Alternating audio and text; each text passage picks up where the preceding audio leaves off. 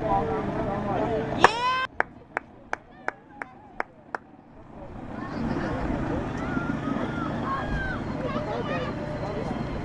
Now, hopefully they brought the chargers, so if the kids do race, they All right, can power on them the back track up. right now, looks like Harold Osborne got a small lead going down the backstretch.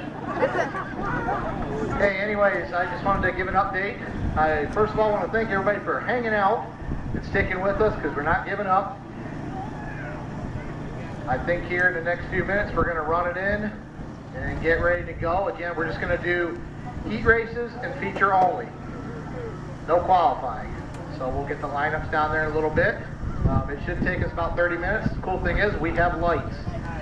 So we'll be racing under the lights tonight to get the show in, because it looks pretty clear after this. You know what their batteries are? So if for some freak chance we do have any rain come in the next half hour, then we'll probably make a decision one way or another.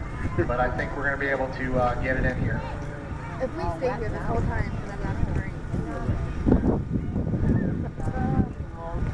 Aiden's on it now.